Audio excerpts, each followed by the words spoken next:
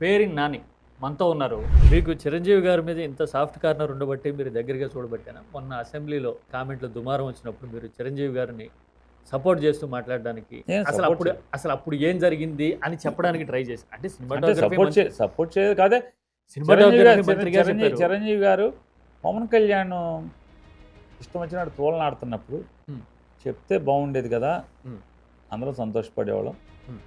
అంటే మీరు అప్పుడు సినిమాటోగ్రఫీ మంత్రిగా కూడా ఉన్నారు కదా, అప్పుడు ఏం జరిగింది అసలు యాక్చువల్గా ఆ ఎపిసోడ్కి సంబంధించి? సరే, జనసేన వాళ్ళు ఖండించకపోవడం అసెంబ్లీలో ఒక ఆస్పెక్ట్. అసలు జగన్మోహన్ రెడ్డి గారు ముఖ్యమంత్రి అవ్వగానే చిరంజీవి గారి దగ్గర నుంచి వచ్చి కలుస్తానని కౌరు వచ్చింది. ఆయన రమ్మని వెల్కమ్ చేశారు. చిరంజీవి గారు సురేఖ్ గారు ఇద్దరు వచ్చారు. వారి కారు సరాసరి జగన్మోహన్ రెడ్డి గారి ఇంట్లోకి వెళ్ళిపోయింది. వాళ్ళ గుమ్మంలో దిగింది. ఎందుకంటే కారు గుమ్మంలో ఇంట్లోకి వెళ్తాకి లేదు అవకాశం. జగన్ గారు కూడా ఆయన ఇంటి మెట్ల దగ్గరే కారు దిగి ఇంట్లోకి వెళ్తాడు. ఇంట్లోకి వెళ్ళిపోయింది చిరంజీవి గారు. జగన్ గారు ఎట్లా అయితే దిగుతాడో అట్లాగే దిగారు. లోపలికి వెళ్ళారు. భార్యాభర్త రిసీవ్ చేసుకున్నారు. జగన్ గారు భారతమ్మ గారు లోపలికి తీసుకెళ్లారు. భోజనం పెట్టారు. ప్రేమగా మాట్లాడుకున్నారు. ఒకరి సేవలు ఒకరు కప్పారు. మెమంటోలు ఇచ్చారు. ఆలింగనాలు చేసుకున్నారు. అన్న, నీ తమ్ముడిని ముఖ్యమంత్రి నీ తమ్ముడే అనుకో, ఎప్పుడున్నా నాకు ఏదున్నా చెప్పు అని చెప్పి మాట్లాడుకున్నారు. గుమ్మం దాకా వచ్చారు. మెట్లు దాకా వచ్చారు. కారు ఎక్కించారు.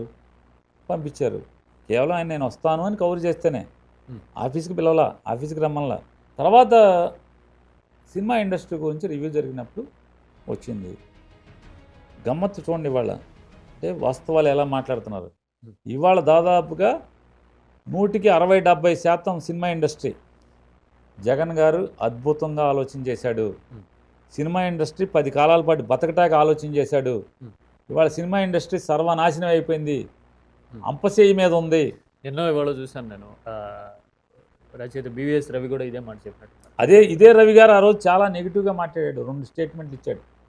జగన్ గారిని కించిపరుస్తూ కూడా మాట్లాడాడు. అధికారం అనుభవించమని ఇస్తే కొందరికి దాన్ని ఏదో చేశారు, అది ఇది అని చెప్పి ఏదో ఆయన మాట్లాడాడు. తర్వాత నువ్వెవడు టికెట్ల రేట్లు పెంచుతాకని కూడా పెట్టాడు.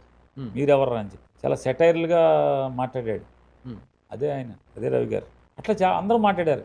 వాళ్ళు మాట్లాడిన వాళ్ళందరూ కూడా తప్పు, జగన్మోహన్ రెడ్డి గారు తీసుకున్న నిర్ణయం కరెక్ట్ అని మాట్లాడుతున్నారు. ఇవాళ దానికోసం రివ్యూ చేస్తే జగన్మోహన్ రెడ్డి గారు ఆలోచన చేసిన ఆ రివ్యూలో ఏంటంటే ఓటీటీలు వచ్చేసినాయి. ఓటీటీల్లో నెలకి 100 నుంచి 150 రూపాయలు కడితే తెలుగు సినిమాలన్నీ కూడా ఇంట్లో చూసే పరిస్థితి వచ్చేసింది. అన్నీ ఎల్ఈడి టీవీలు వచ్చేసినాయి. 4000 క్వాలిటీ, 8000 క్వాలిటీ, ఏదో హెచ్డి క్వాలిటీ అన్నీ వచ్చేస్తున్నాయి. ఇప్పుడు 8000 10,000 వచ్చేస్తున్నట్టుంది. అప్పుడు 4000 ఉంది. 4000 అద్భుతంగా సౌండ్ సిస్టమ్ వచ్చినాయి. 2000 రూపాయలు 3000 రూపాయలు కొడితే అసెంబ్ల్డ్ హోమ్ థియేటర్స్ వస్తున్నాయి. ఓటీటీలో సినిమా వచ్చేస్తుంది. సినిమా రిలీజ్ అయిన 2 నెలలకి సినిమా వస్తుంది. సినిమాకి వెళ్ళాలంటే సామాన్యుడు 1000, 2000 రూపాయలు, 3000 రూపాయలు అయిపోయే పరిస్థితి వస్తే ఏమైపోతారు పేదవాళ్ళు? అదొకటే కాదు, జగన్మోహన్ రెడ్డి గారు చెప్పింది డైరెక్ట్ చిరంజీవి గారికి, రాజమౌళి గారికి, ప్రభాస్ గారికి, మహేష్ గారికి, వీళ్ళందరికీ చెప్పారు. అన్నా, మీకు అర్థం కావట్లేదన్నా, కొన్నాళ్ళకి సినిమా థియేటర్లు లేని పరిస్థితి వస్తుంది ఆంధ్రప్రదేశ్ రాష్ట్రంలో. మీ సినిమా ఆడతాకి థియేటర్ ఉండదన్నా అని కూడా చెప్పాడు. ఇవాళ అదే వాస్తవం అవుతుంది కదా. ఆయన చెప్పాడు అందరికీ, అన్నా మీరు మహేష్, ప్రభాస్, మీరందరూ, ఆ రోజు అల్లు అర్జున్ రాలేదు, అల్లు అర్జున్ కానీ ఇట్లాంటి పాపులారిటీ ఉన్న వాళ్ళందరూ కూడా సంవత్సరానికి 4 సినిమాలు తీయండి అన్న. మీకు ఒక సంవత్సరానికి ఒక సినిమా తీసే రెమ్యునరేషను కన్నా ఎక్కువ వస్తుంది 4 సినిమాలు తీస్తే. 4 సినిమాలు తీస్తే థియేట్రికల్ ఇండస్ట్రీ పచ్చగా ఉంటుంది. ఇవాళ ఉన్న థియేటర్కి ఇంకో 4 థియేటర్లు అదనంగా పెరుగుతాయి.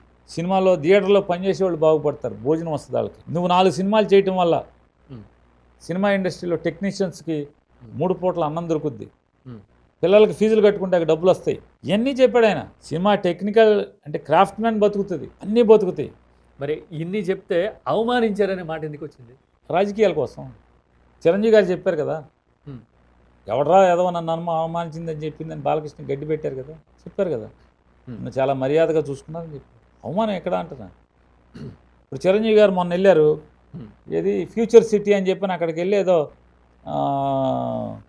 రేవంత్ రెడ్డి గారు గవర్నమెంట్ ఏదో పెడితే మరి ఆయన దండం పెడతా మాట్లాడాడు కదా. మరి అప్పుడు ఈ పవన్ కళ్యాణ్కి లేకపోతే ఇట్లా ఈ వాగుడు వాగిన వాళ్ళందరికీ ఉమ్. అది చిరంజీవి గారికి అవమానంగా కనపడలేదా? చిరంజీవి గారి స్టైల్ రా బాబు అది. అంటే లో ప్రొఫైల్ మెయింటైన్ చేయటం, ఉమ్. హంబుల్గా ఉండటం, ఉమ్. సబ్మిసివ్గా ఉండటం, ఉమ్. ఆయన స్టైల్ అది. అందరూ యారగెంట్గా ఉండరు కదా, ఎంత ఎదిగినా వదగాలని ఆయన నియమం పెట్టుకున్నట్టున్నాడు. ఉమ్. అందుకని ఎవరు కనపడినా దండం పెట్టే మాట్లాడతాడు, ఉమ్. ఎవరితో మాట్లాడినా. ఉమ్. దాన్ని ఎంత విషం చిమ్మారు చూడండి సార్, ఎంత విషం అది. ఇవాళ ఆ రోజు జగన్మోహన్ రెడ్డి గారి పట్ల ద్వేషంగా అభిప్రాయాన్ని ఏర్పరచుకున్నాడు.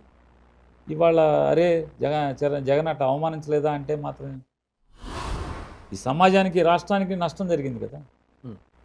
జగన్మోహన్ రెడ్డి గారికి ఏం నష్టం జరగకపోవచ్చు, ఉమ్. కానీ సమాజానికి, ఈ రాష్ట్రానికి, ఈ రాష్ట్రంలో ఉన్నటువంటి సామాన్యులకి నష్టం జరుగుతుంది కదా ఇవాళ.